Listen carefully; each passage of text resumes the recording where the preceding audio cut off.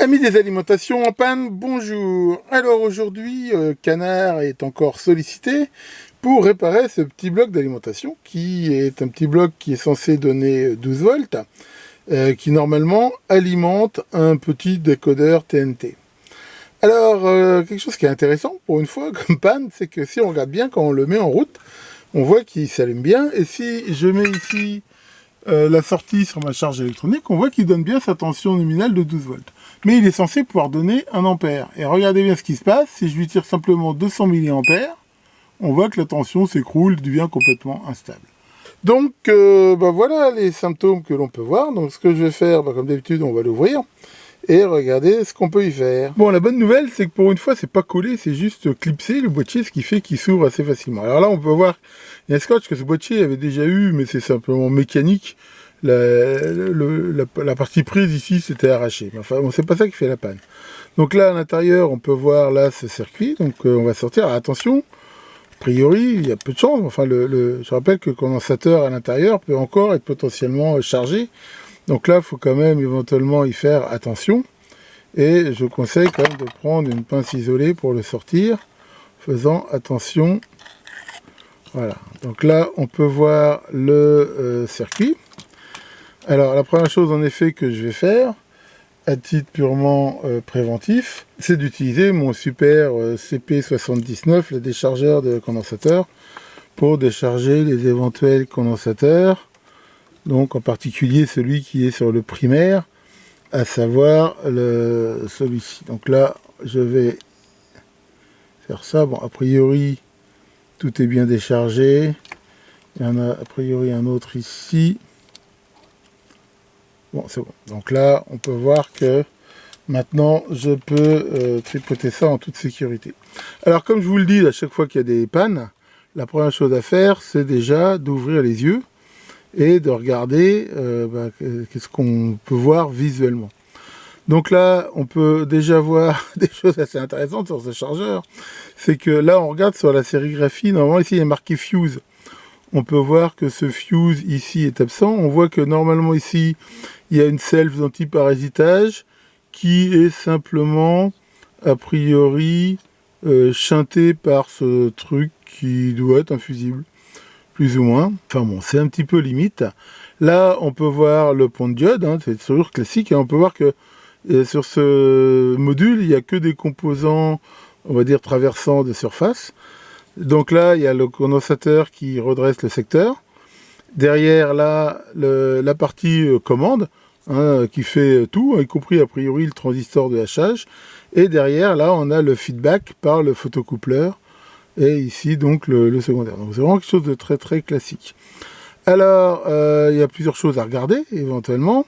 Déjà, visuellement, on peut voir quand même qu'a priori, ce condensateur-là semble éventuellement un peu bombé. Alors, encore une fois, hein, moi, ceux qui me disent j'ai vérifié, il n'y a pas de condensateur bombé, tout est bon. Je rappelle que voilà, ça peut arriver que la panne vienne de ça, mais c'est pas du tout absolu. Donc déjà, on peut regarder que ce condensateur-là, c'est marqué dessus, il a une valeur de 10 microfarad, 400 volts. Alors, ce qu'on peut quand même déjà faire, hein, donc on est sûr maintenant qu'il est bien déchargé, hein, on peut en être sûr, c'est quand même essayer de vérifier son ESR, ça donnera quand même une idée. Voilà, donc là j'utilise le piquet là. Alors, en théorie, il est censé pouvoir faire des mesures en circuit, mais bon, comme je vous l'ai déjà montré dans une vidéo, les mesures en circuit, ça peut valoir ce que ça vaut, ça donne une idée, mais voilà, il peut y avoir des fois des parasites. Mais on va quand même vite fait le vérifier comme ça. Donc là, je mesure aux bornes.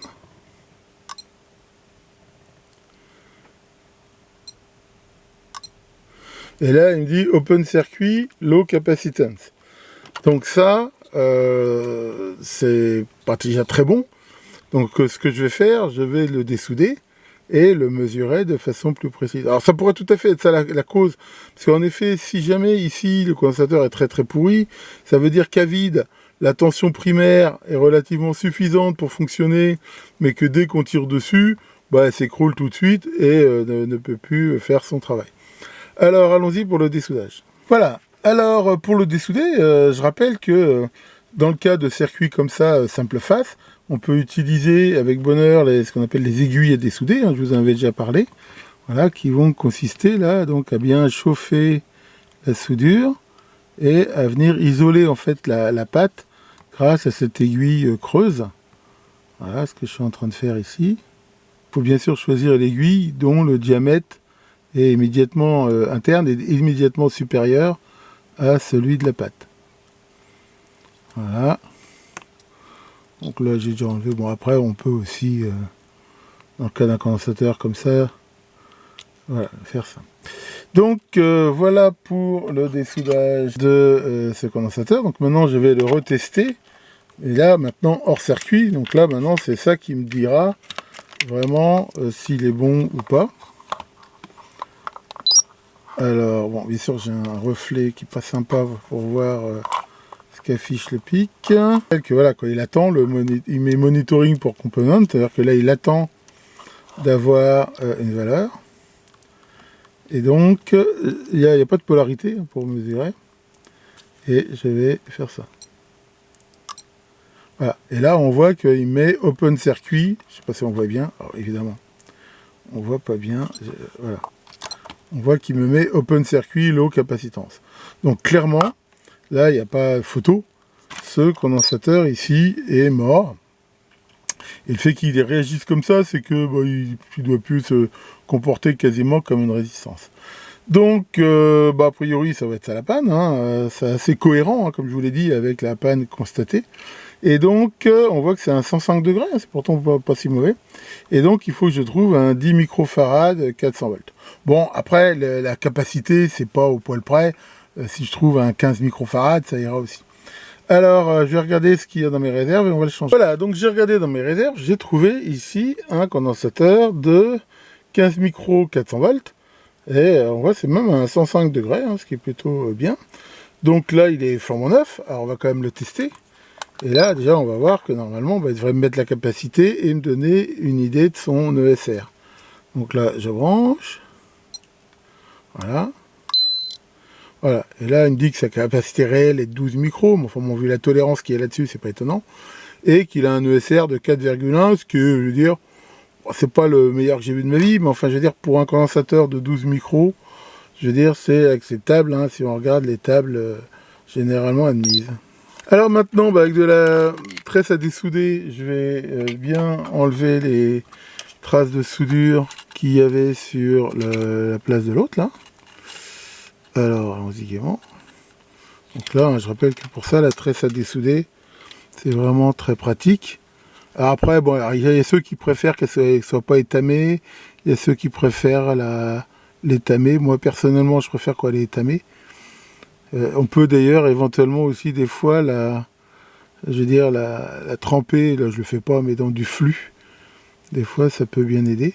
Donc là, l'avantage, c'est que voilà, on voit que ça va complètement bien déboucher les trous. Hein. Donc voilà. Il ne me reste plus bien sûr qu'à mettre le nouveau condensateur. Alors attention, il faut bien respecter la polarité.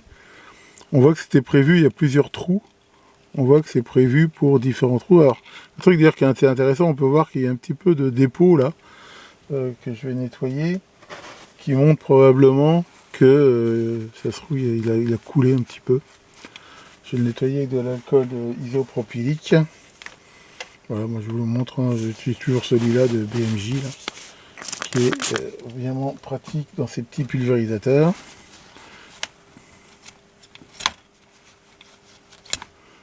Voilà, donc là, le moins est ici. Je rappelle que généralement, la grande cosse, c'est le plus. Alors, on voit qu'il y a deux trous, parce qu'apparemment le PCB est prévu pour plusieurs types de condensateurs. Donc là, je vérifie que c'est bien le moins qui est ici. Très bien. Et il ne me reste plus donc qu'à souder et couper les pattes. Bon, allez, je fais ça et on va essayer. Donc voilà, j'ai changé comme ça. Alors, on peut voir qu'en taille, il est plus gros que l'ancien, mais c'est pas vraiment gênant. Donc voilà. Alors pour info, on peut se poser la question, est-ce que tant qu'on y est, on change les autres? Maintenant, je les ai quand même mesurés, ils sont tous bons. À mon avis, il n'y a pas lieu de le faire. Par contre, on va peut-être redresser un petit peu la LED là que j'ai un petit peu tordu. Donc on va remettre tout ça dans la boîte et puis on va pouvoir tester. Et voilà, donc j'ai remonté le biniou. Alors on va pouvoir regarder si ça fonctionne. Donc déjà si je mets en route, on peut voir que la LED ici s'allume correctement. Et si on regarde au niveau de ma charge, on peut voir qu'à vide, elle donne 12,25. Donc ça c'était le cas déjà tout à l'heure. Mais que si je mets en route par exemple à 500 milli, que consomme à peu près le décodeur, ma tension descend quasiment à 11,83, on va dire 12 volts. Ce qui est tout à fait acceptable. Hein. Bon là si j'augmente même, il est censé aller jusqu'à 1 ampère. Le problème c'est que là j'ai des fils de charge qui sont vraiment pas terribles. Enfin voilà, là on peut dire que ça fonctionne tout à fait correctement. Bon, et ben encore une victoire de Canard. Alors bien sûr, cette vidéo n'était absolument pas prévue. Enfin bon, en règle générale, les pannes ne sont pas prévues. C'est ce qui les caractérise. Mais bon, j'ai quand même pensé que c'était intéressant de vous filmer cette réparation. Parce que là, on peut constater que si, par exemple, on s'était contenté avec un simple multimètre de mesurer la tension de sortie de cette alimentation, on pourrait croire qu'elle fonctionne. On branche, la LED s'allume, on mesure 12 volts, on va dire, ah bah c'est là. On pourrait être tenté, par exemple, pourquoi pas, de croire que la panne vient du décodeur, par exemple, ou d'autre chose, alors que la panne ici vient bien de l'alimentation. Donc ça, c'est quelque chose qui est quand même important, et il faut toujours généralement essayer de mesurer les alimentations en charge, parce qu'on voit que bah, c'est comme ça, éventuellement, qu'elles ont des problèmes. C'est un petit peu comme les piles. Je vous l'ai déjà montré, on peut très bien tester une pile de 1,5 volts et trouver qu'elle a une bonne tension avec un multimètre qui tire absolument pas de courant dessus, mais dès qu'on va lui tirer du courant, avec sa résistance interne, eh ben, elle va complètement s'écrouler. Enfin donc voilà pour cette vidéo. Tiens Caroline, ça va Caroline? Qu'est-ce que tu fais? Tu te demandais s'il y avait de la vie intelligente dans l'univers. Bah j'en sais rien, mais j'ai remarqué un truc quand même qui est assez bizarre. C'est que tous les appareils, les instruments, les antennes qui recherchent de la vie intelligente, elles pointent pas sur notre planète. Ça veut tout dire.